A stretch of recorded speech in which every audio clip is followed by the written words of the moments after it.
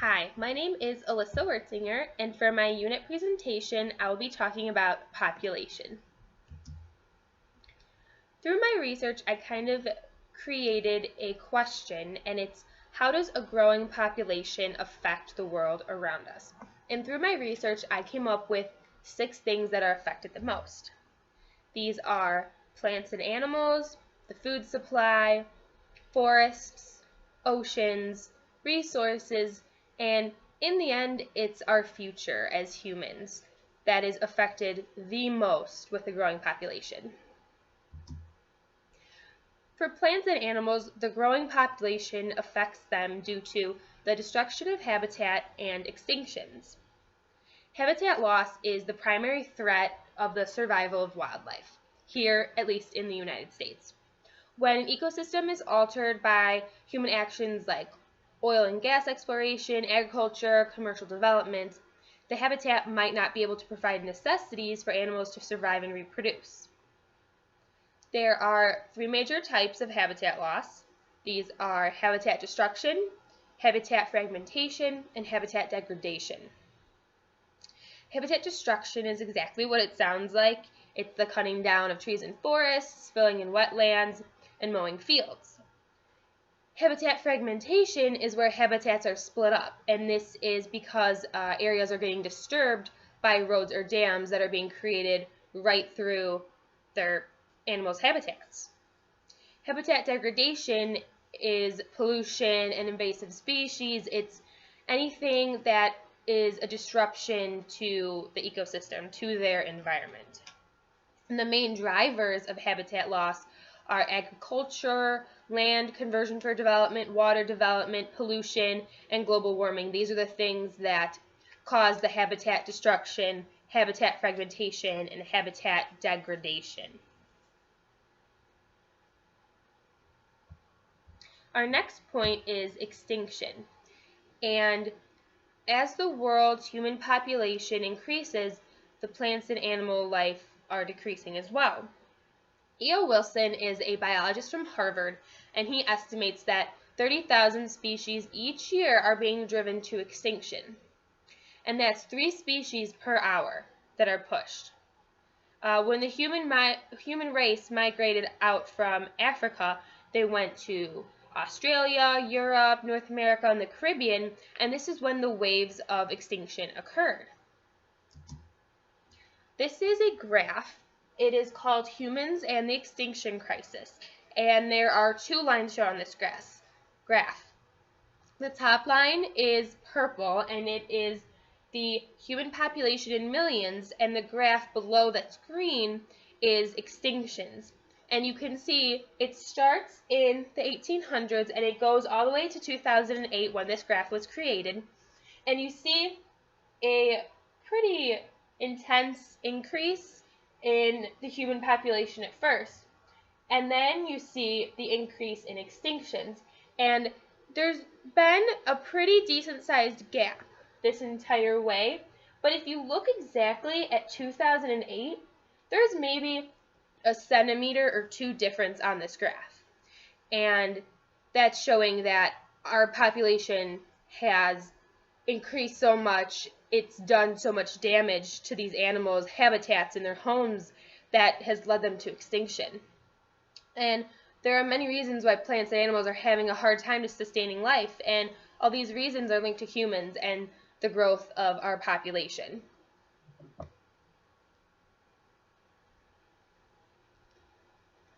Okay, our next issue that is linked to human population is the food supply, or the food loss that will occur with the growing population.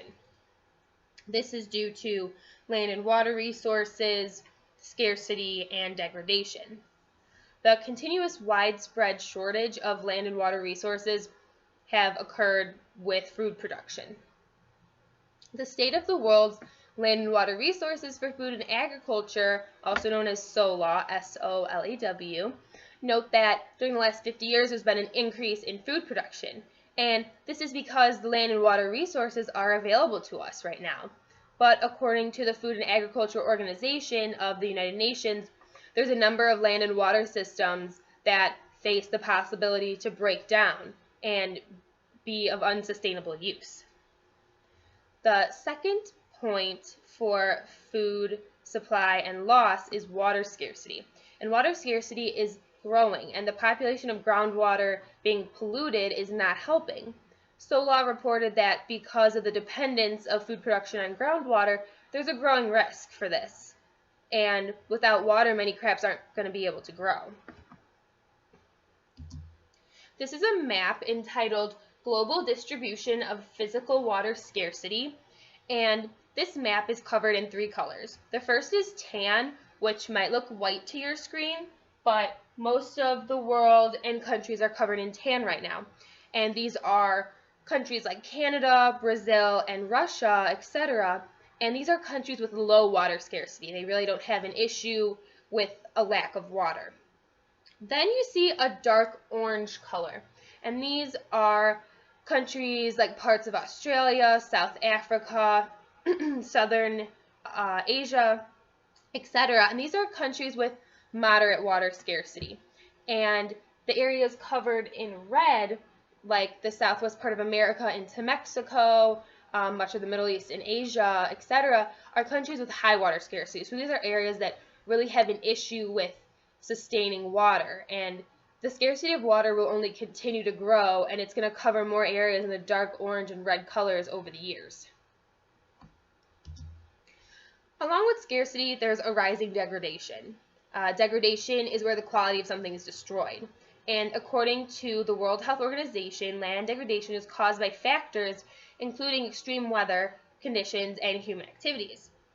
And these factors pollute and degrade the quality of soils, and it negatively affects food production.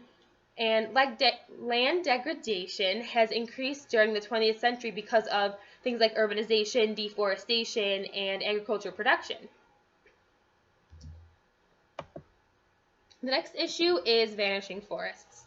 According to Greenpeace.org in 2007, there was a fact that said a forested area the size of a soccer pitch is cut down every 2 seconds. And this is really unfortunate because forests play an important role in our world. They play a role against climate change. They feed rivers and maintain soil fertility. They give us oxygen.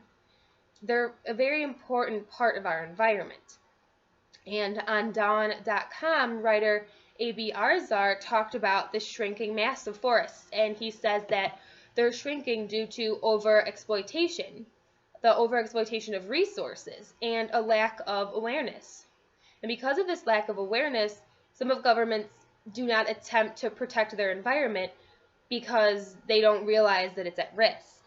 Other countries have departments that are devoted to work on environmental protection, but they don't actually show any attempt to conserve their forests. And that's when forests begin vanishing because no one's fighting for them. Aziz Ahmed Talpour is an environmental activist and says that 13 million hectares of forests are destroyed every year, and that's equivalent to the size of Portugal.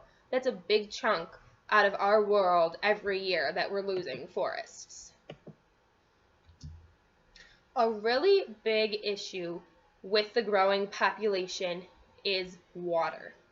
Water is vital for humans to sustain life on Earth. According to an article written by the Population Institute in 2010, safe drinking water, along with fresh water, they're both imperative for development and public health. And 21 of the 37 primary diseases that are found in developing countries are because they don't have clean water and they have many sanitation issues. Finite natural resource. Water is a finite natural resource. It cannot be created. Once we drink it all, it's gone. And that's something that I think some people don't realize. The global consumption rate doubles every 20 years because of the increase in population. So every 20 years we're doubling the water amount that we drink. That's insane. And if these trends continue, the demand for water will surpass its availability, and 1.8 billion people will be living in regions of water scarcity by 2025. And if you think back to the map with the red, dark orange, and tan, there's going to be much less tan, and there's going to be quite a lot of dark orange and red because there's not going to be much water left, and everyone's going to be worried and wondering where they're going to get the water from. Many nations overpump their water resources, which is what's leading to this water scarcity. Water stress is a term for countries that have less than 1,700 meters cubed of water per person per year. People living in water-stressed regions have to make decisions on how they use their water every day. So, for example, should they use it for personal consumption? Should they drink it? Should they use it to shower? Or should they use it for things like agriculture or industry? They have to choose between themselves and using it for agriculture, for growing crops, for industry, for things like that.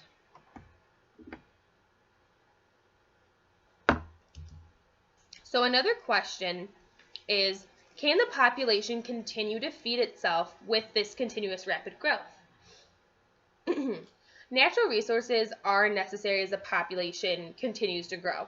Unfortunately, we're losing natural resources, and we've lost so many over the years because we've been using them to the food we eat, the shelter, our clothing, and the energy, and it's a big concern that we're not going to have enough to sustain ourselves as our population grows.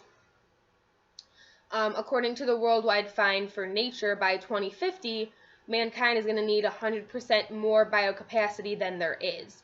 And a National Geographic article from 2014 explained that there are over 7 billion people on this earth now, and 1 in 8 people don't have enough to eat. And I think if we question if we have enough resources for our future, that we should know the answer. Because if we have 7 billion people and 1 in 8 don't have enough food to eat, what if we get to 9 billion? What if we get to 11 billion? What if we get to 15 billion? That statistic is just going to keep increasing. Right now it's 1 in 8, or in 2014 it was 1 in 8. Then it might be 1 in 10, 1 in 20, 1 in 500. So if we don't have enough resources, if we don't have enough food to feed this growing population now, then we're not going to have it in the future. Especially because if essential natural resources are no longer available, we're going to have to start genetically modifying our foods. And that's looking to be more necessary than it was thought.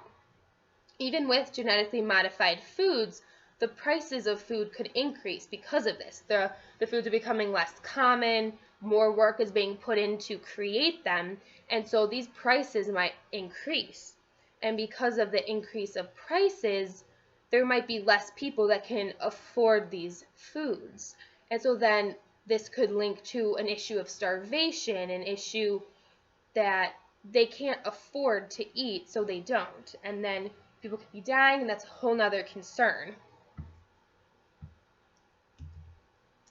The plan. So in September of 1994, the United Nations assembled at the International Conference on Population and Development in Cairo, Egypt. And they created a plan that was going to stabilize the world's population. And they really wanted to change the world's view on the population issue. They had a 20-year goal. So they had a list of things that they wanted to achieve, and they put that all and linked them all together and made them a goal. Excuse me. And the ICPD listed their goals as this.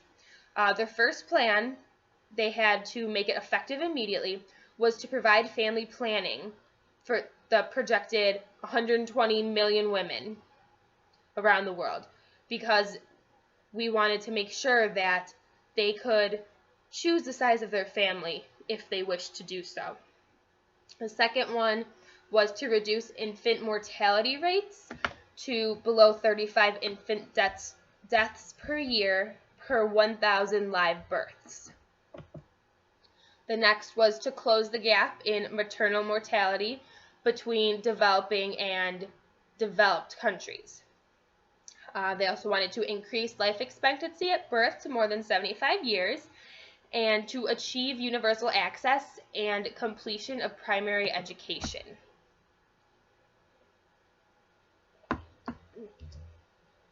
So let's move 10 years later into the future. It's now 2004. They decided to do a progress report. So after 10 years, countries are making progress from the plan for global action. And this plan, again, links poverty alleviation to women's rights and universal access to reproductive health. Halfway through the 20-year plan, the IPCD did this progress report. And according to the Hudworth textbook, Technology and Society, Issues for the 21st Century and Beyond, this was what was said. Enabling people to have fewer children if they desired helped stimulate development and reduce poverty in families and society as a whole. This gave families more money to invest in their children. So they had money to invest in their health, their education, shelter, their clothing, their food, things like that. It was also that something that was unfortunate that happened was that more people were using resources more intensely, and they were leaving a bigger footprint on the earth. Farmers, ranchers, loggers, developers, they'd cleared about half the world's original forests. And the fast-growing poor populations often have nothing else to do but exploit their environment and resources because that's their only source of food and fuel. So unfortunately, that part of the plan wasn't going so well, but that was part of the progress report. They needed to see what needed to be fixed and what could continue going on as it was. So the third thing, the ICPD called on nations to address the root causes of migration, especially by addressing poverty. 3/4 of countries were reporting taking some action to address international migration, but in 1994, only 1/5 of countries have done so. The center of the ICPD vision was women empowerment. And since 1994, more than half of all countries had adopted national legislation on women's rights. And although some laws have been a little unfair, like in some countries, there's a law for gender-based violence, that you can't just harm a woman because she's a woman. But unfortunately, countries are putting in place of these laws to make the ICPD happy, but they're not being enforced. So it's kind of, yes, you have the law, but it's not doing much. So the ICPD really needs to take that in consideration and find a way to get that enforced. There are still many priorities that need to be addressed. So for continuing improvements on women's rights, it is to eliminate gender gaps in education, increase access to sexual and reproductive health information, and reduce discrimination in employment. And there are plenty more, but those are just a few really important ones.